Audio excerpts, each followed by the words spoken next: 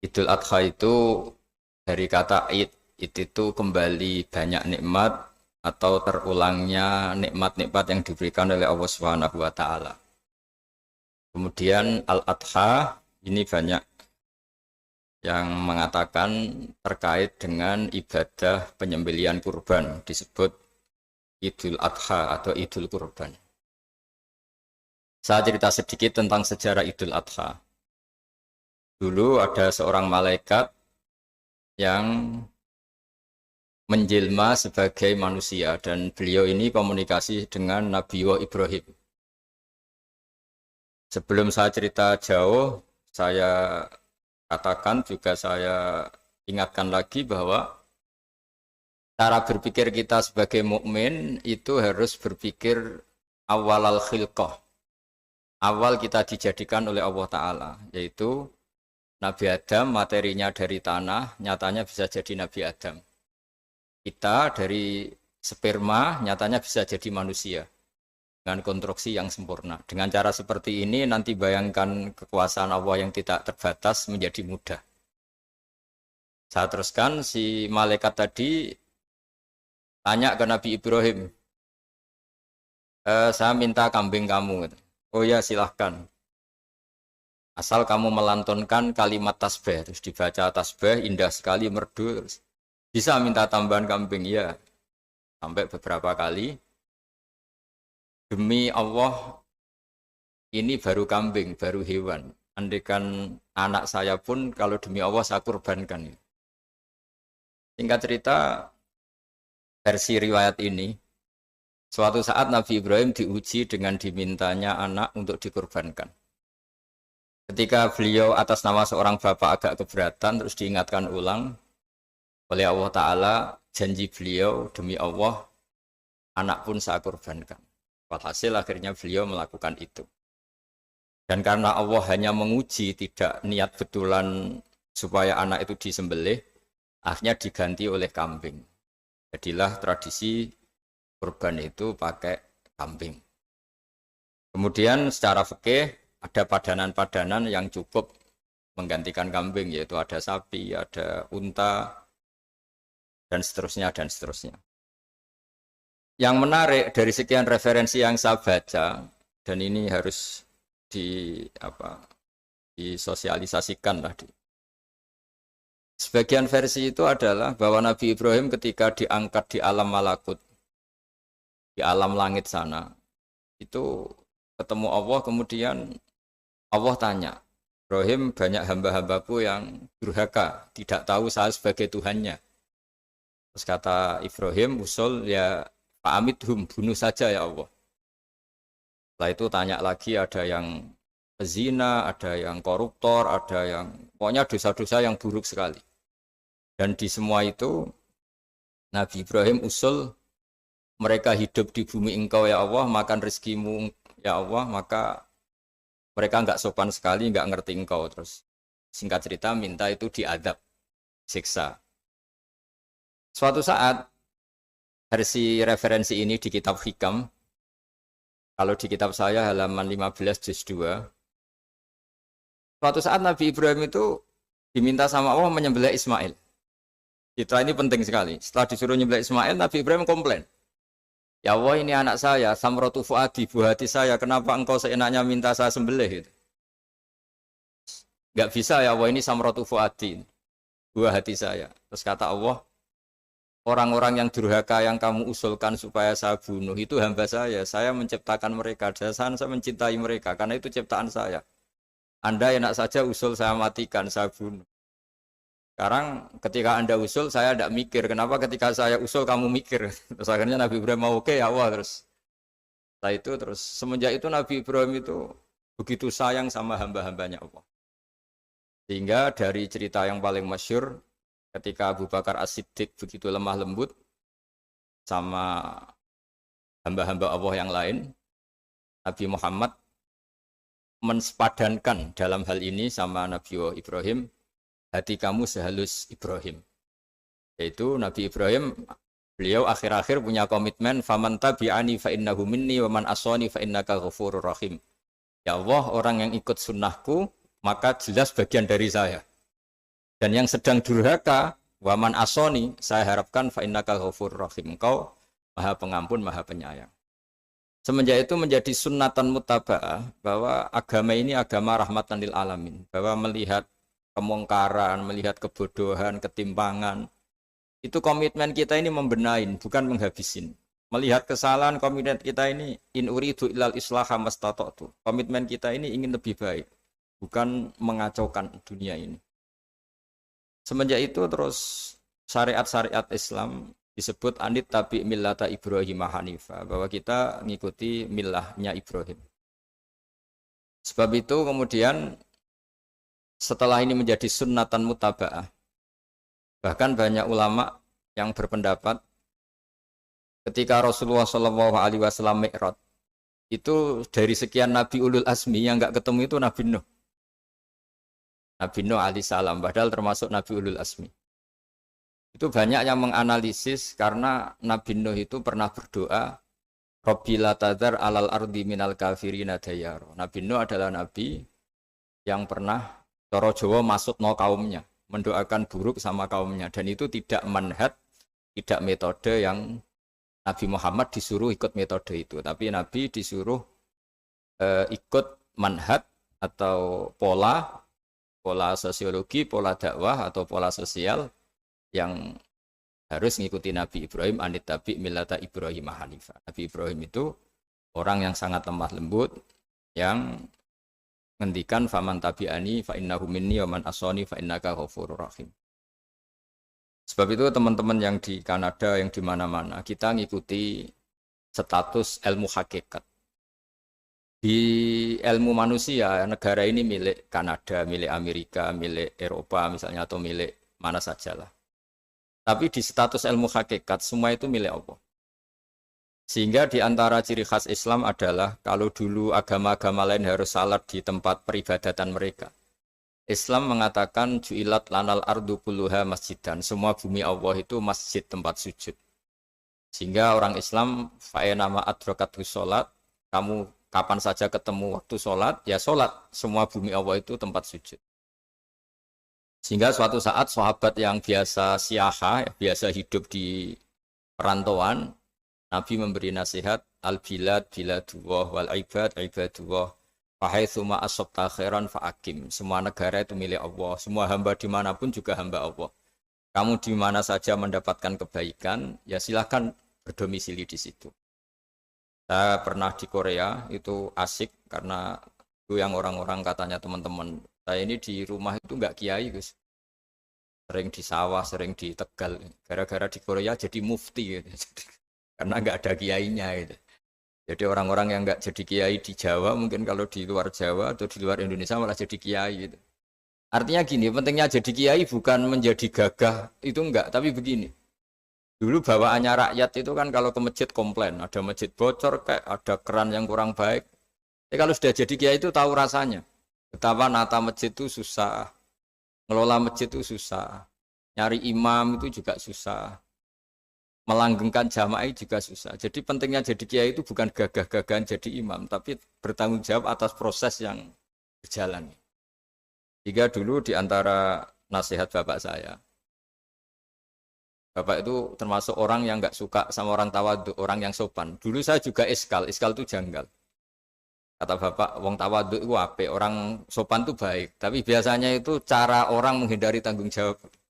Disuruh jadi kiai nggak mau. Tapi kalau ada kiai salah komplain itu. Disuruh jadi menteri nggak mau, kalau ada menteri salah komplain itu.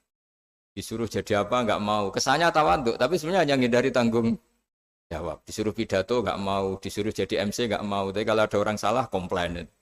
Jika kata bapak tawaduk itu baik, asal tawaduk betul. Tapi kebanyakan nggak, tawaduk itu menghindari tanggung jawab sambil cari salahnya orang lain. Nah ini yang tawaduk yang akhirnya kurang baik. Nah teruskan, jadi Nabi Ibrahim ini panutan yang luar biasa. Beliau adalah orang yang alami sekian proses sosial, yang akhirnya diakui sebagai Khalilur Rahman, orang yang sangat dicintai Allah Ta'ala. Di antara sebab dicintainya Nabi Ibrahim adalah seperti yang dialami Nabi Adam. Nabi Adam ketika turun di bumi, itu keresahan pertama itu bukan karena kurang makanan atau kurang minuman, itu enggak. Beliau turun di bumi, mendapati bangsa yang lain, kalau dalam kitab disebut Banul Jan. Itu dia janggalnya Masya Allah. Ini orang makhluk-makhluk ini kok tidak kenal sama Allah yang menciptakannya. Kan aneh ya kalau kita hidup di Kanada terus nggak tahu PM-nya siapa, Perdana Menterinya siapa, kita hidup di Indonesia nggak tahu presidennya siapa. Itu kan aneh. Kita hidup di kampung nggak ngerti lurahnya siapa aja aneh. Ini hidup di buminya Allah kok nggak tahu Allah itu siapa. Nggak pernah menyebut Allah. Padahal harusnya yang paling dikenal pertama itu ya zat yang menciptakan kita, menciptakan langit bumi dan sebagainya. Sehingga beliau itu gerutu itu komplain. Ya Allah ini enggak fair dunia ini, engkau yang menciptakan, engkau yang memberi rezeki, kemudian mereka tidak kenal engkau. Ini kata Nabi Adam alaihissalam. Barokahnya komplain itu, jadi komplain itu yang diridhoi Allah juga banyak. Akhirnya Allah meridhoi Nabi Adam, dosa-dosanya, salahnya itu diampuni. Ya ukuran seorang nabi beliau dianggap salah itu diampuni karena keresahan beliau itu takut Allah nggak dikenal. Nah, masjid yang di Kanada di Montreal juga ketakutan kita ini jangan sampai orang Islam tidak punya tempat ibadah. Meskipun setelah punya tempat ibadah, ketakutan kita jangan-jangan ibadahnya tidak sesuai sunnah Rasul. Setelah sesuai sunnah Rasul kita takut lagi, jangan-jangan memaksa sesuai tapi karena ingin benar. Dan setelah ingin benar, takutnya secara tasawuf ngimani kebenaran itu. Bukan ngimani rahmatnya Allah, tapi ngimani kebenaran itu. Akhirnya jadi ujub. Ujub itu bangga amal diterima karena kebaikannya, bukan karena fadlnya Allah, karena anugerah. Nah ketakutan-ketakutan ini khas orang soleh. Orang soleh itu kalau nggak sholat takut. Setelah sholat takut nggak sesuai syarat rukun. Setelah sesuai semua takut iktimat alal amal. Membanggakan kebenaran, tapi bukan membanggakan luasnya rahmatnya Allah Ta'ala. Sehingga di luar ilmu fikih ada ilmu namanya ilmu tasawuf, ilmu yang mengelola hati. Jadi ibarat orang itu kalau yang paling masyhur dalam cerita-cerita orang sufi, ada orang sudah masuk surga karena tidak pernah dosa sama sekali. Ini cerita-cerita yang melegenda di dunia tasawuf. Tanya Allah, kenapa kamu masuk surga? Karena saya taat terus Allah, nggak pernah maksiat sama engkau. Berapa lama kamu hidup di dunia? 80 tahun. Ya sudah, karena taat kamu 80 tahun, ya surga kamu 80 tahun. Ya komplain, ya Allah katanya surga selamanya, kenapa ini hanya 80 tahun? Yang selamanya itu rahmat saya, kalau amal kamu kan terbatas 80 tahun, maka balasannya hanya 80 tahun. Nah semenjak itu beliau sadar, oh ya Allah, masuk surga itu fadlmu, anugerahmu, amal saya tidak ada bandingannya dengan surgamu. Nah ini jadi sehingga keyakinan ahli sunnah wal jamaah diantara ciri khasnya adalah masuk surga itu karena fadlnya Allah, karena anugerahnya Allah. Maksudnya itu oke, kita amal, tapi amal kita tetap terbatas. Tidak memberi kontribusi pada kerajaan Allah, pada kedikjayaan Allah sebagai Tuhan. Yang tidak terbatas adalah fadlnya Allah Subhanahu wa Ta'ala. Nah, keresahan-keresahan ini kemudian yang diwariskan oleh para nabi ke ulama-ulama. Di keresahannya ulama itu mirip-mirip keresahan nabi. Nabi dulu itu sampai dakwah, sampai sosialisasi kebenaran itu takut Allah itu la yuzkaru fi mulki, Allah tidak disebut, tidak menjadi aktor. Kan tidak fair kita misalnya nempat di negara orang terus nggak tahu duta besarnya siapa, terus kalau ngurus paspor di mana, ngurus visa di mana. Ini sama, kita hambanya Allah tapi nggak pernah ngurus status kehambaannya. Harusnya kita ngurus status kehambaan kita dengan sholat, berarti kehambaan kita hidup. Dan baca tasbih berarti kehambaan kita hidup. Makanya dalam sebuah ayat disebutkan masuk surga itu gampang. Yang susah itu kamu masuk status kehambaan itu. Makanya disebut ya aja Tuhan nafsul mutmainnah irji'i ila rabbiki radiyatan mardiyah. Pertama apa? Fadkhuli fi ibadi. Kamu harus masuk status sebagai hambaku dulu. Baru wadkhuli jannati, baru kamu baru masuk surga. Jadi orang boleh nikmati fasilitas negara lain kalau visa paspornya disahkan. Orang boleh masuk surga kalau status kehambaannya disahkan oleh Allah Subhanahu wa Ta'ala. Nah, lalu status kehambaan itu dimulai dari mana? Secara fisik kita sujud. Anggota tubuh yang begitu terhormat, namanya kepala, kita tundukkan kepada Allah Ta'ala. Hati kita, akal kita yang ingin menguasai dunia misalnya, ambisi itu kita kalahkan untuk hanya tunduk kepada aturan-aturan Allah Subhanahu wa Ta'ala. Kekhawatiran kita akan menghadapi alam akhirat, nah ini yang penting. Nanti setelah kita mati kayak apa, jadi debu, jadi tanah, lalu bangkit kita gimana? Sebagaimana mukadimah saya, ingatlah an-nas'atil ula. Ingatlah penciptaan pertama, bahwa Allah punya reputasi menciptakan Nabi Adam dari tanah, dan di tubuh Nabi Adam itu tersimpan calon generasi berikutnya ila yaumil qiyamah. Kayak apa susahnya bikin Nabi Adam kalau andikan kita boleh berpikir. Bikin satu master manusia yang akan melahirkan manusia seluruh dunia. Ibaratnya chipnya itu sudah ada di punggung Nabi Adam. Dan itu materinya dari tanah. Dengan berpikir gitu, maka ketika kita meninggal, sudah jadi tanah, kembali lagi jadi manusia adalah hal yang mudah. Karena Allah punya reputasi menciptakan manusia super, yaitu Nabi Adam dari tanah. Jika setiap kali kita iskal janggal terhadap kekuasaan Allah, kata Allah Ta'ala, Qul yuhyihalladzi ansha'aha awwala marrah. Kalau kamu janggal terhadap kemampuan saya, kemampuan kami menghidupkan tulang belulang yang sudah rapuh, sudah hancur, maka ingatlah reputasi saya, kata Allah, reputasi kami menciptakan Adam dari tanah.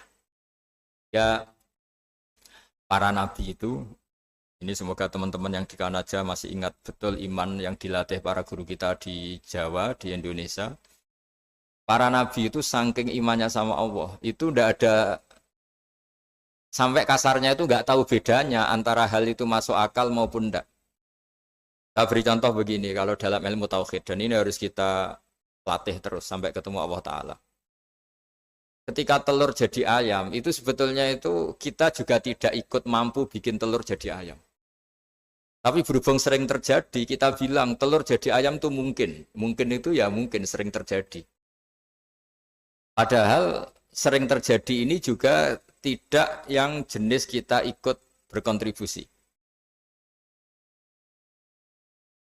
Lalu ketika sering terjadi ini kita bilang itu mungkin. Padahal saat kita bilang mungkin, juga hakikatnya kita tidak ikut menciptakan telur menjadi ayam. Lalu karena seringnya telur jadi ayam, kita bilang telur jadi ayam itu mungkin. Mungkin itu nggak muhal. Begitu juga bebijian, nanti jadi pohon besar yang rindang, yang berbuah, kita katakan mungkin. Kenapa kita katakan mungkin? Karena itu sering terjadi. Toh kita pun tidak ikut menciptakan biji jadi pohon besar, telur jadi ayam. Artinya apa? Zaman sesuatu itu sering terjadi, kita pun sebetulnya tidak pernah ikut menciptakan. Hanya menyaksikan sering, terus kita bilang itu mungkin. Tapi kita tidak memberi kontribusi sama sekali. Semua itu karena kudrohnya Allah, kemampuan Allah. Lalu ketika ada orang yang bilang, batu ini bisa melahirkan unta. Kita bilang, mohal, batu itu tidak mungkin melahirkan unta. Tapi kalau seorang nabi itu nggak tahu bedanya antara batu melahirkan unta dengan indukan unta melahirkan unta. Karena nabi-nabi itu makomnya sudah sangat tinggi. Ketika unta induk melahirkan unta juga tidak atas kemampuan unta induk. Unta induk tidak punya kemampuan menciptakan unta. Juga karena kudrohnya Allah Ta'ala. Jika kalau batu mengeluarkan unta juga mungkin kalau Allah menghendaki. Hingga ketika Nabi Soleh diminta kaumnya, apa bukti engkau Nabi? Tunjukkan ayat kalau engkau Nabi. Yang kamu minta apa? Seekor unta keluar dari batu besar ini. Nabi Soleh dengan entengnya berdoa sama Allah dan keluarlah unta keluar dari batu. Nah itu makom yang paling tinggi. Makom paling tinggi itu kita mendudukkan Allah sebagai zat yang tidak terbatas kudrohnya. Hingga para nabi itu terus punya mukjizat. Nah, mukjizat itu mengingatkan ulang bahwa Allah itu tidak terbatas kemampuannya. Bagaimana unta keluar dari batu besar zaman Nabi Soleh, zaman Nabi Muhammad air keluar dari jemarinya Rasulullah SAW, Nabi Ibrahim dibakar tidak mempan, tetap sehat, tetap bugar. Karena semua ini sebagai bukti bahwa kudrohnya Allah tidak terbatas. Iman-iman seperti ini harus kita jaga. Apapun rasionalitas kita dan meskipun kita selalu rasional, tetap menyisakan iman bahwa kudroh Allah itu tidak terbatas. Sehingga ketika ada cerita kematian orang soleh itu ditangisi langit dan bumi, kita tidak usah iskal, tidak usah janggal. Masa bumi bisa menangis?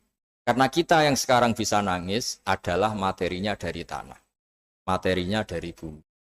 Terus iman ini kita jaga sehingga kalau kita yasinan, masih ingat, Allah kalau mengingatkan kudrohnya yang tidak terbatas, manusia disuruh ingat, Qul yuhyihalladzi ansha'aha awwala marrah. Kamu harus ingat bahwa Allah itu yang menghidupkan kamu menghidupkan semuanya ketika kamu belum menjadi seperti ini. Jadi intinya itu kita ingat meskipun telur itu lazim jadi ayam, tetap tidak karena kudrohnya ayam itu, tapi karena kudrohnya Allah. Indukan unta melahirkan anak unta juga bukan kemampuan indukan unta, karena ini juga makhluk yang lemah, tapi juga kemampuan Allah Subhanahu wa Ta'ala. Jika dengan demikian kita termasuk hamba Allah sesuai target yang diingatkan Allah. Falamma tabayyana lahu qala a'lamu annallaha ala kulli syai'in qadir. Hamba Allah yang baik adalah hamba ketika menyaksikan fenomena apapun, semua itu li ta'lamu annallaha ala kulli syai'in qadir wa annallaha qad ahata bi kulli syai'in ilma.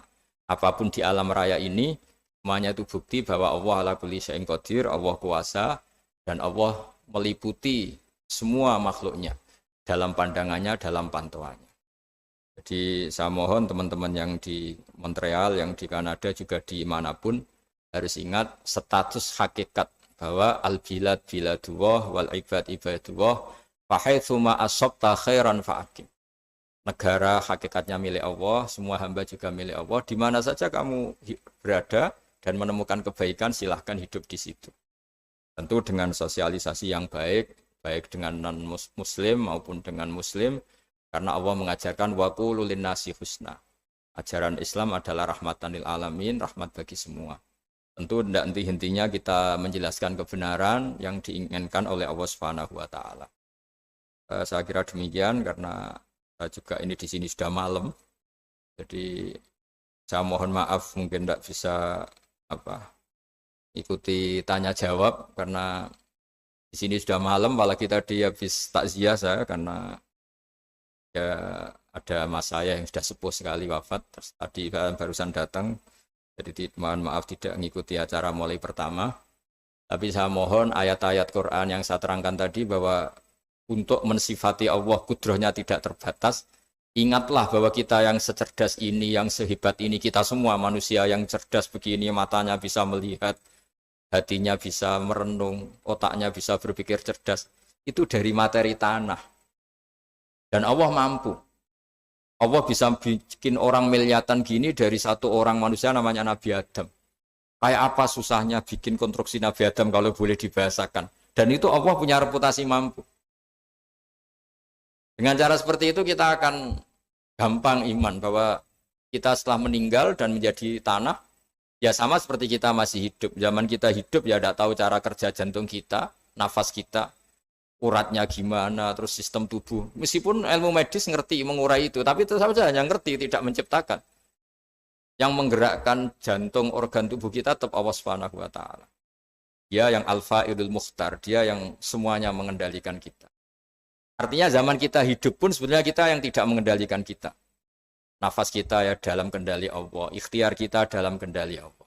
Sama setelah kita mati juga dalam kendali Allah. Ya guru-guru kita semuanya melatih inna sholati wa nusuki wa mahyaya wa mamati lillahi rabbil alamin. Hakikat ibadah kita, hakikat hidup kita, hakikat mati kita, semuanya tidak dalam kendali kita. Semua itu dalam kendali Allah Ta'ala. Dengan demikian terus kita insya Allah ingin jadi hambanya dulu. Baru setelah jadi hambanya, baru sah menjadi ahli penghuni surganya. Wadkhuli fi ibadi, baru wadkhuli jannati. Masuklah berstatus sebagai hambaku, baru engkau kalian semua layak menjadi penghuni surgaku. Mohon maaf atas semua kesalahan. Billahi taufik. Wassalamualaikum warahmatullahi wabarakatuh.